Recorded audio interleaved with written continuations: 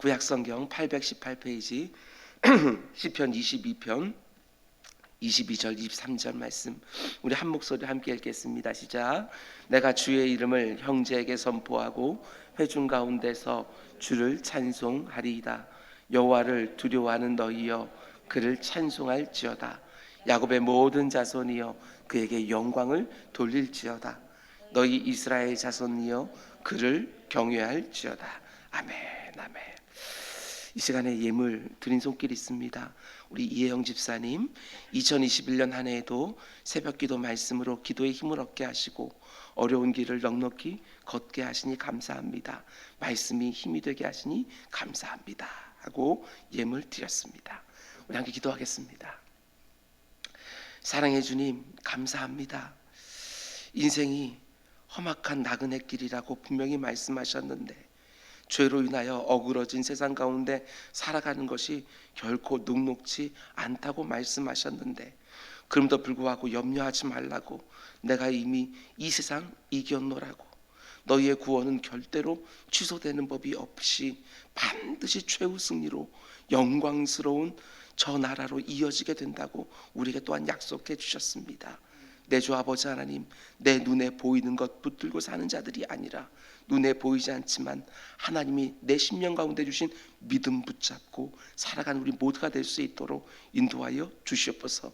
내 입에 찬송이 덜 넘치게 하시고 내 귀에 언제나 하나님의 말씀이 흥황하게 하여 주시고 내 심령 가운데 속에 주를 사랑하는 마음과 이웃을 사랑하는 마음으로 풍성하여 이 땅 살아가는 우리 모두가 될 수 있도록 인도하여 주시옵소서.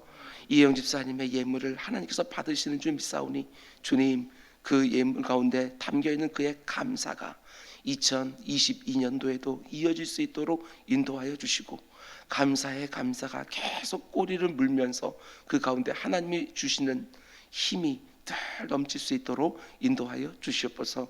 오늘도 말씀을 드리려 합니다. 주님께서 이 말씀 가운데 하나님의 마음을 각자의 심령에 심어 주옵소서. 이 모든 말씀 예수님의 이름으로 기도드렸습니다. 아멘 아멘. 주님의 이름으로 여러분들을 환영합니다. 오늘 새벽에는 특별히 여러분들을 축복합니다. 오늘이 바로 2021년 마지막 새벽 예배입니다. 올 한 해 기도의 자리에서 늘 함께해 주신 분들께 특별한 마음을 담아서 다시 한번 감사의 말씀을 드립니다. 다들 힘들고 어려운 순간들이 있었지만 이렇게 기도하는 자리가 있었기에 하나님께서 공급해 주신 새로운 힘을 가지고 하루하루 또 이렇게 살아온 것 같습니다. 모였다 흩어졌다를 반복하면서도 지치지 아니하고 함께 새벽을 깨워주신 모든 분들께 이 자리에 있는 분들과 또한 골방에서 시간을 맞춰서 그렇게 새벽을 깨우고 그리고 각자의 상황에 따라 말씀과 기도로 하루하루를 시작한 모든 분들께 특별한 감사를 드립니다. 하나님께서 여러분 기도를 다 들어주신 줄 믿습니다. 우리는 계속해서 날마다 새로운 기도라는 주제로 새벽마다 시편 말씀을 함께 묵상하고 있습니다. 오늘 말씀의 제목은 내 형제들아 부활의 소망을 함께 노래하자, 이런 제목으로 말씀 전하도록 하겠습니다. 내 형제들아 부활의 소망을 함께 노래하자. 2021년 마지막 새벽 예배인데 설교 제목이 딱 맞는 것 같습니다. 부활의 소망을 함께 노래하자. 어제 새벽부터 우리는 시편 22편의 후반부 부분을 묵상하기 시작했는데 이게 참 놀라웠습니다. 아니 어떻게 그렇게 고통스러워하다가 어느 한순간에 갑자기 감사와 찬송을 쏟아놓을 수 있었을까? 시편 22편 전반부에서 그렇게 고통스러워하며 절규하던 다윗이 어느 한순간부터 찬송과 감사를 쏟아놓기 시작하는 것입니다. 하나님이 나를 버리셨다고, 그리고 모든 사람들이 나를 조롱하고 희롱하고 욕하고 있다고 정말 깊은 탄식과 절규를 쏟아놓고 있었습니다. 그런데 어느 한순간 그 탄식과 절규가 찬송과 감사로 완전히 바뀐 것이지요.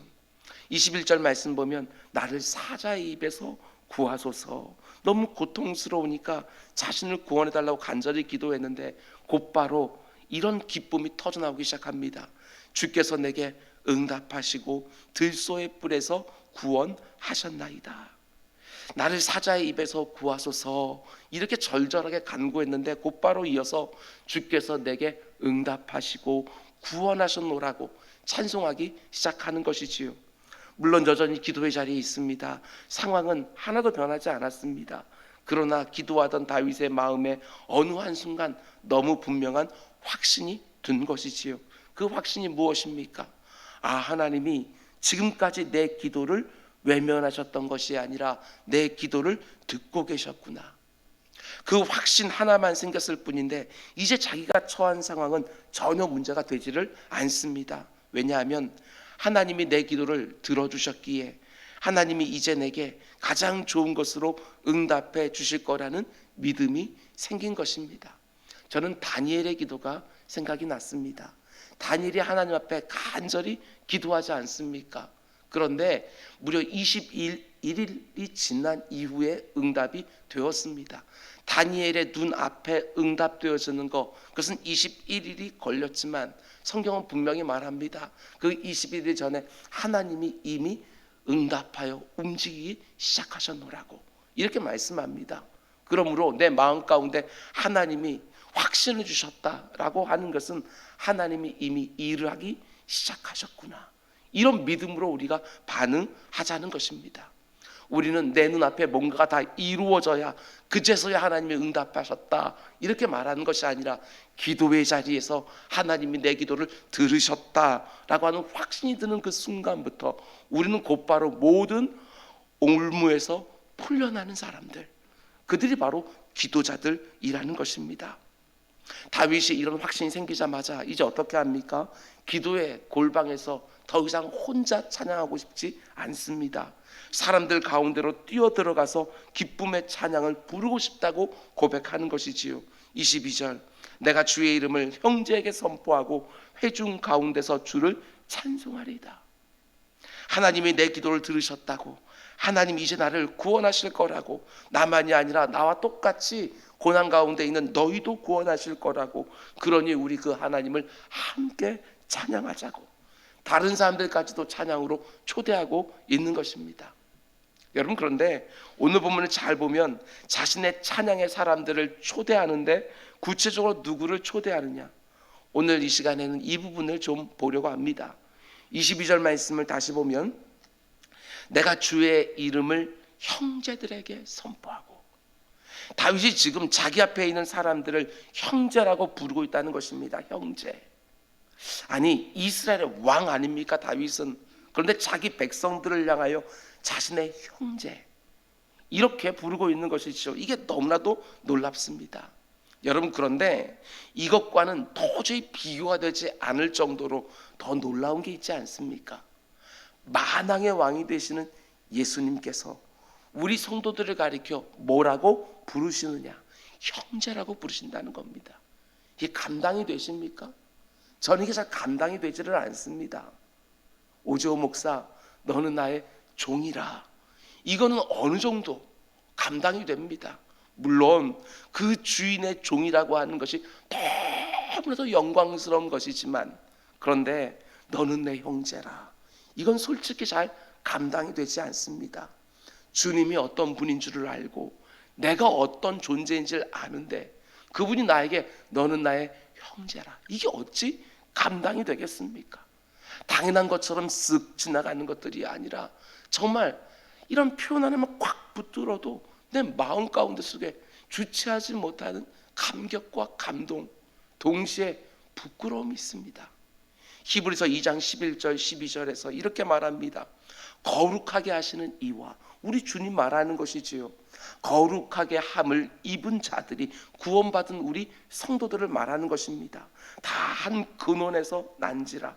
그러므로 우리 주님께서 형제라 부르시기를 부끄러워하지 아니하시고 이르시되 내가 주의 이름을 내 형제들에게 선포하고 내가 주를 교회 중에서 찬송하리라 하셨으며, 예수님이 구원받은 성도들을 가리켜, 여러분과 저를 가리켜 뭐라고 부르기를 부끄러워하지 않으신다고 말합니까?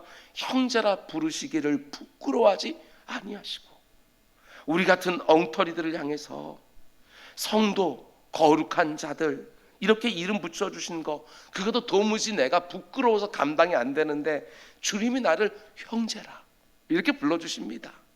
내가 살아가는 모습을 주께서 다 보시고 아시기 때문에 충분히 나를 부끄러워하실 만도 한데, 아니 다른 사람들은 몰라도 내가 나를 아는데 그런 나를 형제라 부르시기를 부끄러워하지 아니하시고, 여러분 예수님은 그 영광스러운 하늘 보좌를 다 버리시고 이 땅에 오셨습니다. 그것도 여러분과 저와 똑같은 이 한계 많은 몸을 입고 이 땅에 오셨습니다. 자신을 끝없이 낮추고 낮춰서 고난 아래 처하게 하셨고, 우리가 이미 묵상한 것처럼 나는 사람이 아니라 나는 벌레라 이렇게 말씀하실 정도로 수에 칠 가치도 없는 그 인생들에게 극한 고난과 미움을 받으셨습니다. 심지어 십자가 위에서 벌거벗겨져 죽기까지 하셨습니다. 그러나 그게 끝이 아닙니다. 4일 뒤에 부활의 그 엄청난 영광으로 옷 입으신 다음에 정말 벌레같이 초라한 여러분과 저를 향해서 뭐라고 불러주시느냐? 내 사랑하는 아무개야, 너는 이제부터 내 형제라 이렇게 불러주시는 것입니다. 제가 생각할 때 우리 예수님에게는 정말 자기 비하의 극치입니다. 자신을 낮추고 더 이상 낮은 자리가 없을 정도로 자신을 낮추신 것이지요. 예수님 편에서 보게 되었으면 우리 같은 인생들에게 형제라 이렇게 불러주시는 것은 정말 지극히 자기 자신을 낮추신 것입니다. 그러나 반면에 우리 편에서 보면 어떻지요? 우리 같은 죄인들을 자신이 있는 자리로 쭉 끌어올려 주셔서 아버지 하나님을 함께 바라보는 형제로 우리를 삼아 주신 것이지요. 우리에게는 존귀함의 극치다 이렇게 말할 수 있습니다. 예수님의 이런 자기 비하와 낮아짐 안에 성도들의 진짜 영광과 존귀가 담겨 있는 것입니다. 이 세상 사람들이 나를 뭐라고 부르는가, 이게 뭐가 그렇게 중요합니까? 그거 말고 우리 주님이 나를 어떻게 불러주시는가, 어떻게 생각하고 계시는가, 이게 정말 중요할 텐데, 히브리서 기자는 우리 주님께서 나를 불러주시는 것을 형제라 이렇게 불러주신다고, 전혀 부끄러워하지 않으신다고. 예수님이 우리와 똑같은 몸을 입고 이 땅에 오셔서 우리를 형제로 삼아주셨기 때문에 예수님은 정말 한없이 낮아지시고 천해진 것이지만 우리는 너무나 큰 영광과 존귀로 높여진 것입니다. 성경을 묵상하고 연구하면 할수록 이런 부분들이 새롭게 보일 때마다 얼마나 마음 가운데 감동이 있는지 모르겠습니다. 나를 형제라고 불러주시는 성자 하나님, 여러분 우리에게 적용해야 됩니다. 우리 주님이 자신이 구원한 모든 영혼 하나하나를 다 형제라고 불러주시기 때문에 교회 안에서 만나게 되어지는 모든 지체들 역시 나의 형제가 되는 것입니다. 다른 성도들을 바라보면서 그냥 입으로만 형제, 자매라고 부르는 것 말고 그 사람과 내가 예수 그리스도의 십자가 보혈 안에서 새롭게 맺어진 영적 가족이 되었다는 사실을 분명히 알고 신앙생활, 교회생활을 하는 것이지요. 성도 하나를 만나면 마치 혈육 피부치를 만난 것처럼 반갑고 좋고 함께하는 모든 순간들이 너무나도 행복하고, 그것이 바로 교회생활이지요. 제가 늘 말씀드리는 것처럼 이 세상의 사람들을 등급 나누고 줄을 세워서 차별하여 대하는 것처럼 우리도 그러면 절대로 안 됩니다. 우리 주님이 형제라고 불러주시는 어떤 성도를 향하여 함부로 대하고 가볍게 생각해서는 절대로 안 됩니다. 그건 교회가 아닙니다. 우리 주님이 십자가 위에서 벌레 취급받으면서 정말 벌레 같은 우리 모두를 형제로 받아주신 것입니다. 영적인 가족이고 형제고 자매인 것이지요. 우리같이 연약하고 보잘것없는 엉터리들을 이렇게 존귀한 자신의 형제로 삼아주시고 뿐만 아니라 아버지 하나님의 자녀로 삼아주시고 하나님 나라의 상속자로 삼아주시고 모든 아름답고 존귀한 이름으로 일컬음 받는 성도라고 불러주신 거, 이게 얼마나 감사한 일입니까? 그런데 교회 안에서조차 또는 성도들끼리도 이 세상의 기준과 눈을 가지고 사람들을 대하면 우린 너무나도 악한 것입니다. 교만하기 짝이 없는 것이지요. 예수님이 그 성도를 보고 형제라고 부르는 것을 부끄러워하지 않으시는데, 아니 세상적으로 보기에 그 사람이 아무리 약하고 초라하게 보인다고 해서 형제라고 부르는 것을 내가 부끄러워하고 진실한 형제의 교제를 나누지 못한다면 그게 얼마나 교만한 모습이겠습니까? 여러분, 함께 신앙생활하고 함께 교회생활하는 성도 한 사람 한 사람을 우리 귀하게 보십시다. 정말 귀하게 보십시다. 우리 주님이 나의 형제라고 부르고 있는 사람입니다. 주님이 엄청난 값을 치르고 자신의 형제라고 부르고 있는 사람인 것이지요. 교회 안에서 만나는 그 형제들이 인생의 여러 가지 문제를 놓고 아파할 때 그 형제의 아픔을 나의 아픔으로 받아내고, 그 형제가 하나님의 은혜로 다시 살아나 찬양할 때 그 기쁨을 나의 기쁨으로 받아내며, 주님이 자신의 십자가와 부활로 묶어주신 영적 가족들을 붙들고 함께 승리하는 우리 모두가 될 수 있기를 주님의 이름으로 축원을 드립니다. 그런가 하면 오늘 본문에서 이 부활의 찬양에 동참할 수 있는 사람들을 가리켜 또 뭐라고 부르고 있느냐? 23절은 이렇게 시작합니다. 여호와를 두려워하는 너희여 그를 찬송할지어다. 앞에 두려움이 나오고 뒤에 찬송이 나옵니다. 예배의 현장이나 기도의 자리나 찬양의 자리로 초청받는 사람들 안에 반드시 뭐가 있어야 되느냐? 하나님을 두려워하는 마음이 반드시 있어야 된다. 그래야 찬양이 제대로 드려지게 되어져 있다. 형제이지만 동시에 하나님으로, 그 두려워하는 마음이 우리 가운데 반드시 있어야 된다. 하나님 앞에 나아갈 때 단지 두려워하고 무서워하는 마음이 아닙니다. 하나님의 어미하심, 광대하심을 생각하고 거룩한 두려움 가운데 겸손과 떨림이 반드시 있어야 된다는 것입니다. 아니, 나 같은 사람이 어떻게 그분의 형제가 될 수 있는가? 이것이 우리 가운데 있어야 정말 제대로 된 감사가 나올 수 있는 것이고, 아니 나 같은 사람이 어떻게 예배 자리에 나갈 수 있는가? 기도의 자리에, 찬양의 자리에 나아갈 수 있는가? 이런 마음이 우리에게 있어야 된다는 것입니다. 이 마음이 있을 때에 예배 드림이 정말 나의 기쁨이 됩니다. 이 고백이 되어지는 것이지요.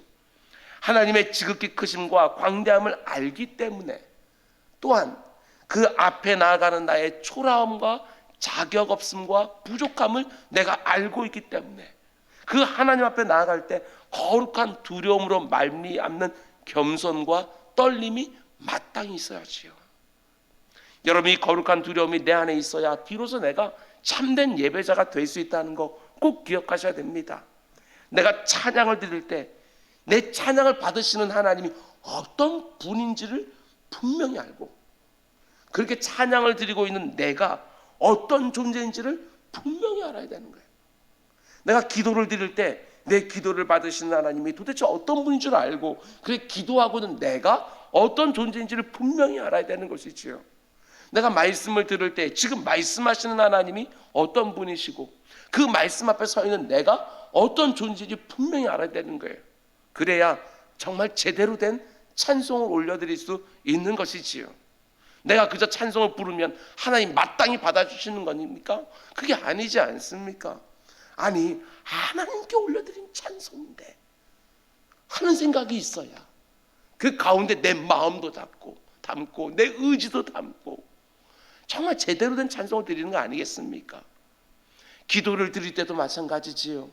온전한 기도로 하나님의 은혜의 보좌 앞에 나아가기 위해서는, 아니 내가 누구라고 도대체 하나님과 독대하며 내 이 개인적인 이 모든 것들을 그분 앞에 쏟아놓을 수 있는가?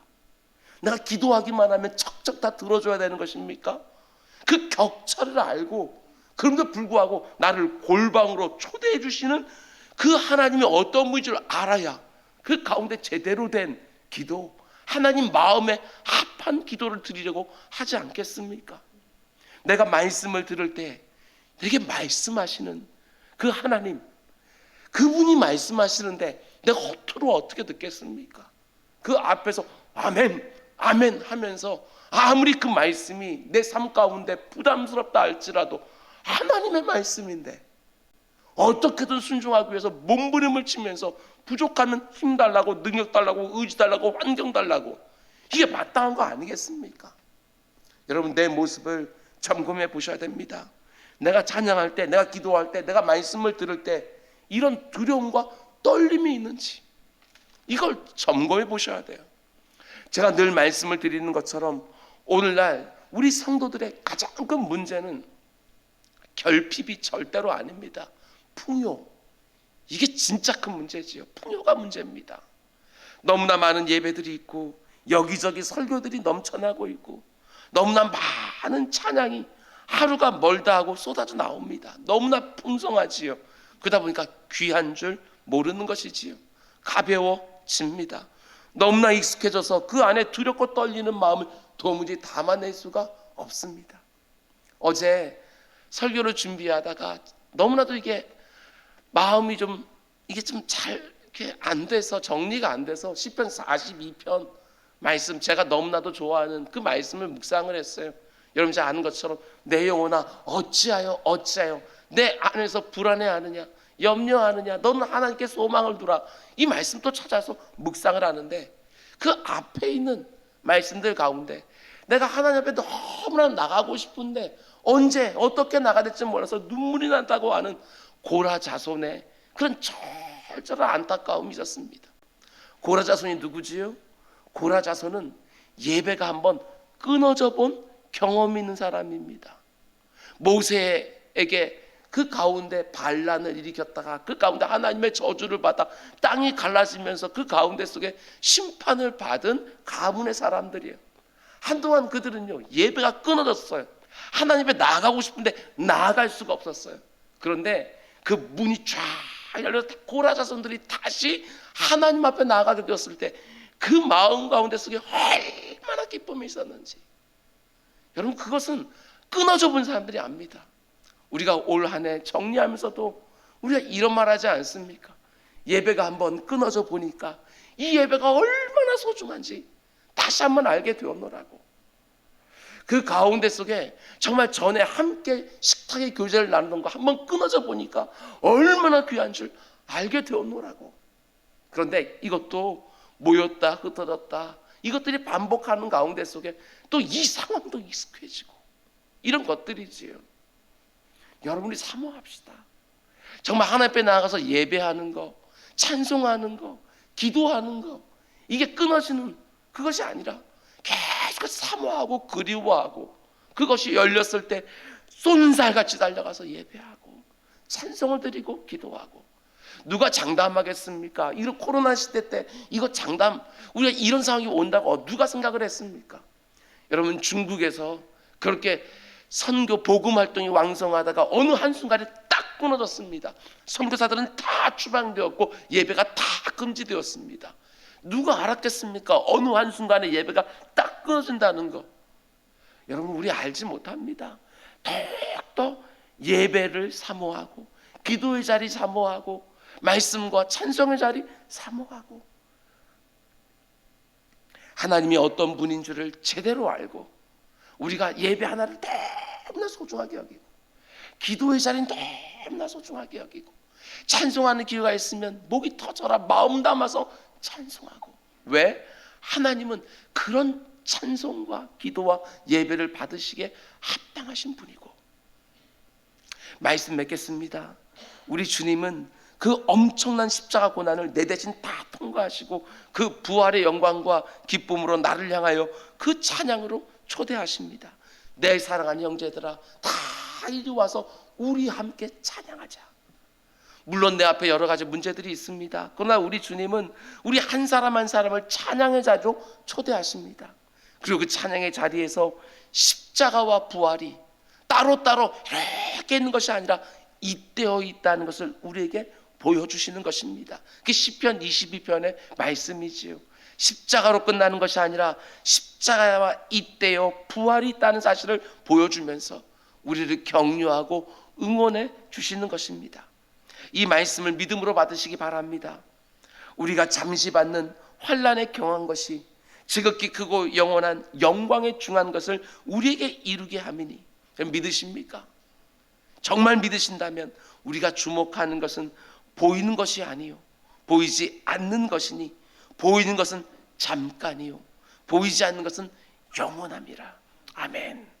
십자가 끝이 아니라 고난과 아픔이 끝이 아니라 곧바로 부활의 영광을 말할 수 있는 그 기쁨이 잇대어 있다는 것 우리에게 약속해 주고 있는 것입니다. 인생의 나그네 길, 이 험난한 험악한 이 세월이지만 여러분 영원한 복락이 잇대어 있습니다. 이 땅에서 마지막 호흡을 쿡 하고 내쉬면 저 하늘에서 정말 그 영광스러운 첫 번째 숨을 후 하고 내쉬는 것이지요. 잇대어 있습니다. 여러분 오늘은 2021년의 마지막 날입니다. 내 인생 가운데 또 한 해를 흘려보내면서 모든 것을 감사와 찬양으로 마무리하고 십자가 고난과 잇대어 있는 부활의 영광을 바라보면서 새로운 소망으로 새로운 기대로 새해를 맞이하는 우리 모두가 될 수 있기를 주님의 이름으로 축원을 드립니다. 기도하겠습니다. 사랑의 주님, 2001년 참 아쉬운 것들이 많습니다. 그럼에도 불구하고 하나님께서는 그 아쉬움도 다 이유가 있노라고 하나님의 선하신 의도하심이 있다고 우리에게 말씀해 주십니다. 내 주 아버지 하나님, 이 아쉬움 가지고 2022년으로 들어가서 그 가운데서 마음껏 다 쏟아 놓으며 하나님께서 부어주실 갑절의 것들을 사모하는 우리 모두가 될 수 있도록 인도하여 주시옵소서. 기도의 자리에서 승리하게 하시고 말씀의 자리에서 승리하게 하시고 우리의 예배가 그 가운데 하나님 앞에 생명처럼 귀하게 드려지는 놀라운 역사가 계속해서 이어지게 하여 주시옵소서. 하늘문을 언제나 활짝 열어주시사 하나님 앞에 나아가는 기도자들의 아버지의 그 심령을 흡족하게 하여 주시고 하나님 앞에 내 기도가 이렇게 들어진다고 하는 확신이 들기만 하면 그 가운데 모든 굴레로부터 자유함을 얻는 기도자들 다 될 수 있도록 인도하여 주시옵소서. 이 모든 말씀 예수님의 이름으로 기도드렸습니다. 아멘.